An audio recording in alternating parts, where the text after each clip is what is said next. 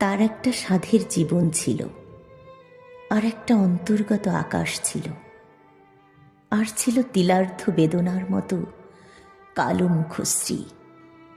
কবিতা লিখতে না পারার যন্ত্রণা তাও ছিল। একটা সুশ্রী মন ছিল, মনের মানুষ ছিল না। বাগানের সমস্ত ফুল ফোটাত মনে মনে, নীলাঞ্জন ছায়া ঘনাত সেখানে। ওঘুমন পবনের নাও ভাসাও অচিনপুরের ছেলে, নতুন বর্ষার কিশোর রূপ নিয়ে দেখা দিল না।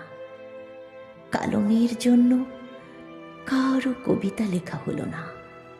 ও মেয়ে, আমি তোমার দুঃখ জানি, কবিতা লিখতে জানি না। ও মেয়ে, আমি তোমায় ভালোবাসি, ছবি আঁকতে জানি না। ভালোবাসার কথা শোনা বুঝি, গান গাইতেও পারি না।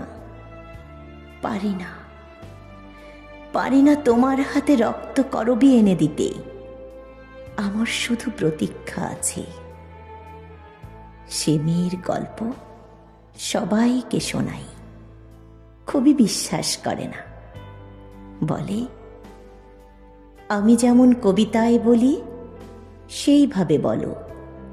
ঈশ্বরের মতো একাকী সেই মেয়ে, একরাশ নিচু মেঘের মতো জল থরথর ভালোবাসা নিয়ে ঝুল বারান্দায় দাঁড়িয়ে আছে।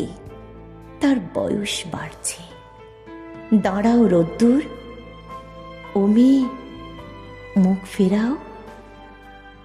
এ আলোয় একবার দেখে রাখি, যদি কোনোদিন কোনো জন্মে কবিতা লিখতে পারি, ছবি আঁকতে পারি, গান গাইতে পারি, তোমাকে নিয়ে লিখব নকশি কাঁথার লোকগাথা, আঁকব মধুবনী চিত্রকলা, গেয়ে উঠব, সোনা বন্ধুরে আমি তোমার নাম লইয়া কাঁদি।